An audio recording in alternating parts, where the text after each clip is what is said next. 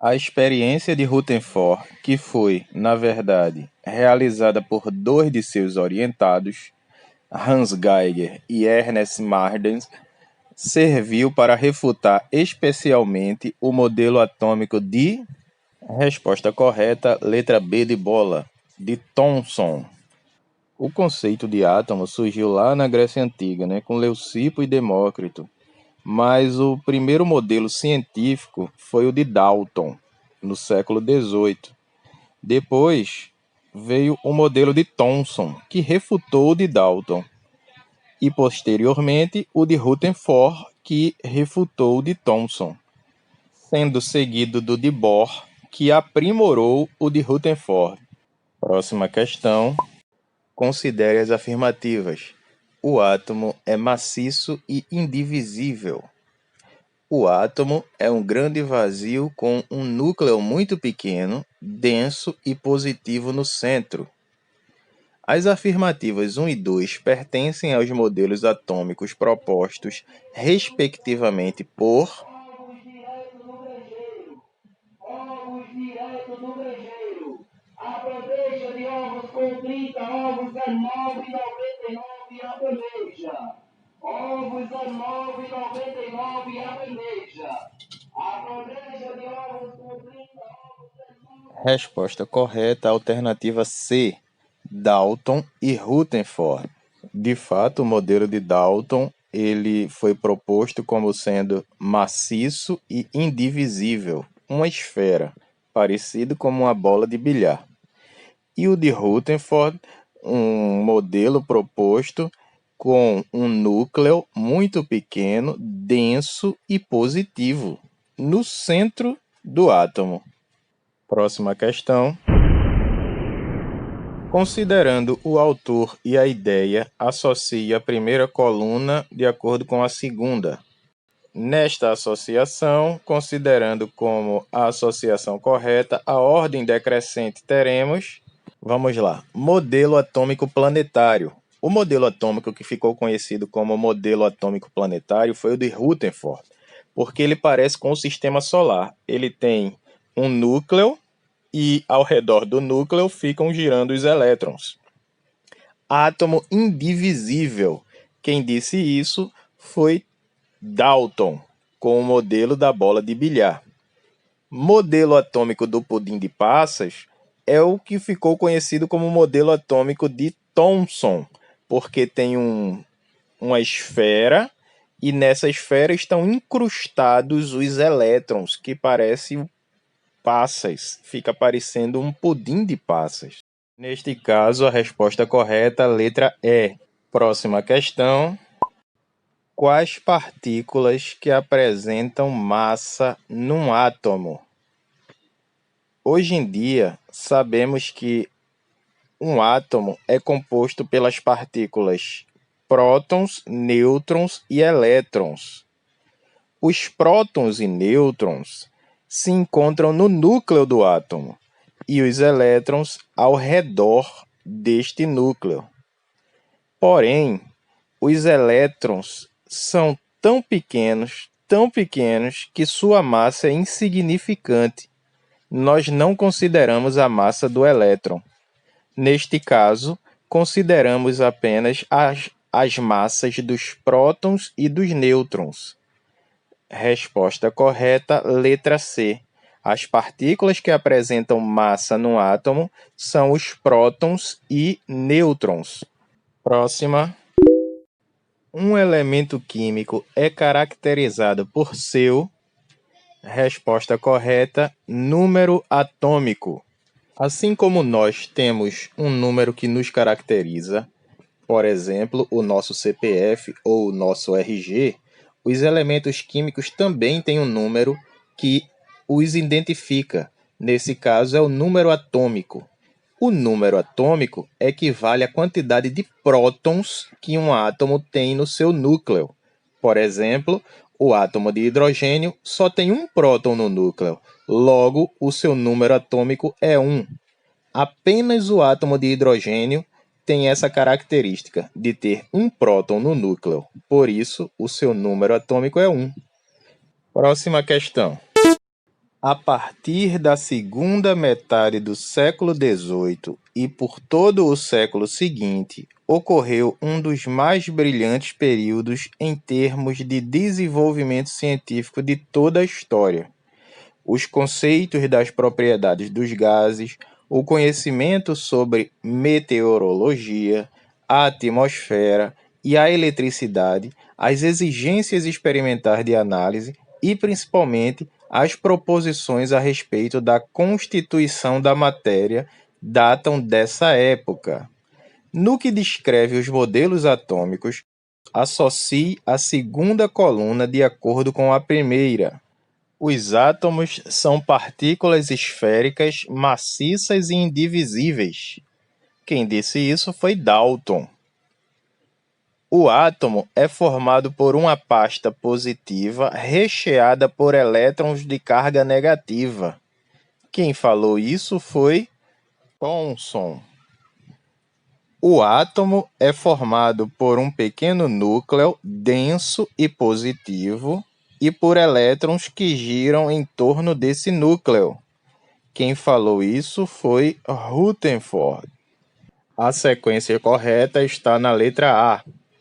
Próxima questão. Relacione os modelos atômicos a seus respectivos mentores. A figura A mostra uma esfera, uma simples esfera. Este é o modelo atômico de Dalton, que ficou conhecido como modelo da bola de bilhar, porque parece uma bola de bilhar. A figura B mostra uma esfera com vários pontinhos grudados nela. Uma esfera positiva com vários pontinhos de carga negativa grudados nela. Quem propôs esse modelo foi Thomson, que ficou conhecido como modelo do pudim de passas, porque tem algumas pessoas que acham que isso parece um pudim de passas. E a figura C mostra um pontinho no centro com vários pontinhos girando ao seu redor.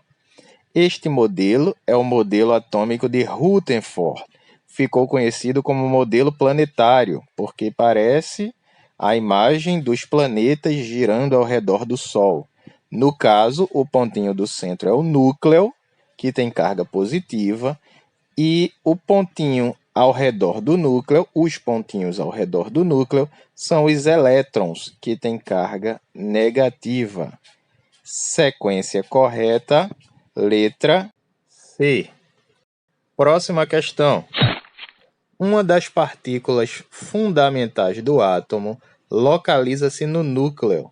Tem carga relativa positiva e unitária e massa relativa igual a 1. Esta partícula chama-se... Resposta correta, letra D de dado. Próton. A partícula que encontra-se no núcleo e tem carga positiva é só uma, é o próton.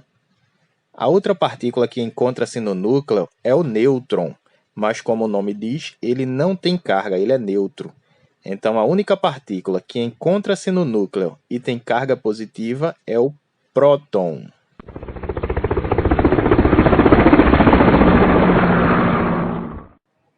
Qual é a principal propriedade que caracteriza um elemento químico? Resposta correta, número atômico.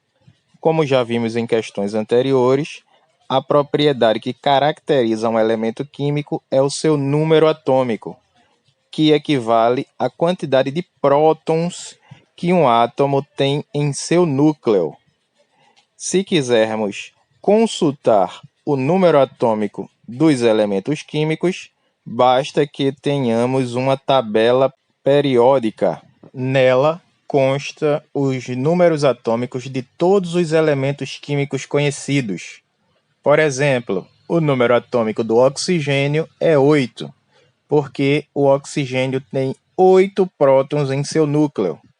O número atômico do carbono é 6. O carbono tem 6 prótons em seu núcleo. Cada elemento químico tem o seu número atômico, ou seja, a sua quantidade de prótons no núcleo. E para terminar, a última questão. Ao longo da história da ciência, diversos modelos atômicos foram propostos até chegarmos ao modelo atual. Com relação ao modelo atômico de Rutherford, podemos afirmar que julgue os itens como verdadeiros ou falsos. Foi baseado em experimentos com eletrólise de soluções de sais de ouro. Falso. Rutherford não usou sais de ouro. Na verdade, Rutherford utilizou uma lâmina bem fininha de ouro, onde ele bombardeou essa lâmina com partículas que conhecemos como partículas alfa. Essas partículas atravessaram a lâmina de ouro. Isso fez com que Rutherford concluísse que a matéria possui espaços vazios. Logo, refutando o modelo de Thomson, que dizia que a matéria era uma esfera homogênea de carga positiva com elétrons incrustados. Mas Rutherford mostrou com seu experimento com uma lâmina de ouro que a matéria possui espaços vazios. Por isso que Rutherford propôs aquele modelo, o modelo planetário, onde tem um pequeno núcleo no centro. Os elétrons giram ao redor desse núcleo e o resto são espaços vazios. É um modelo nuclear que mostra o fato de a matéria ter sua massa concentrada em um pequeno núcleo. Verdadeiro. O modelo de Rutherford diz que a massa está concentrada no núcleo, onde ficam os prótons e nêutrons.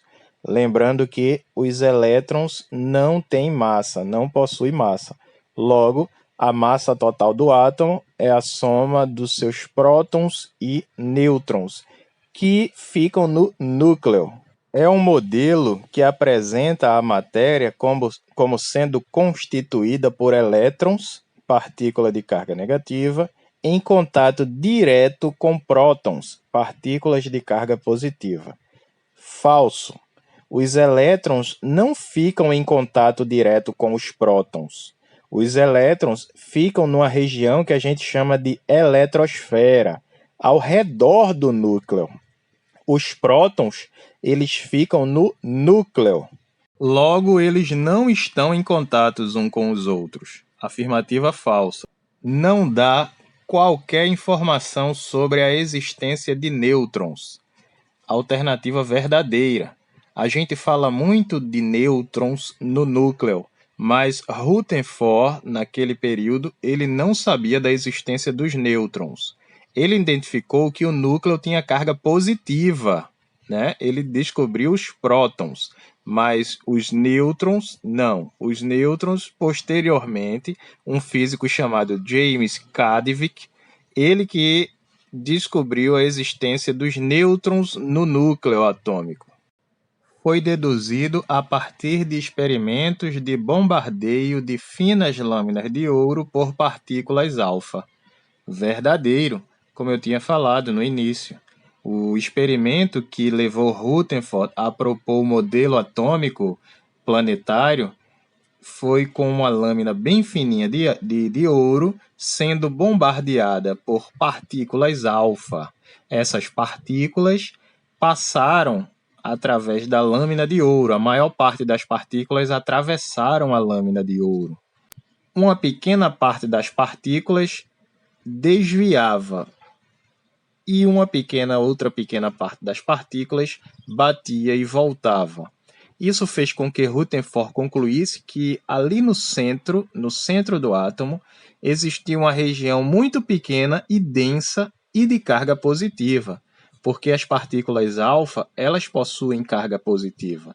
Se aquelas partículas que estavam voltando ou desviando acontecia este fenômeno, é porque algo ali no centro também tinha carga positiva, ou seja, existia uma repulsa dessas partículas, mas a maioria das partículas atravessavam sem desviar.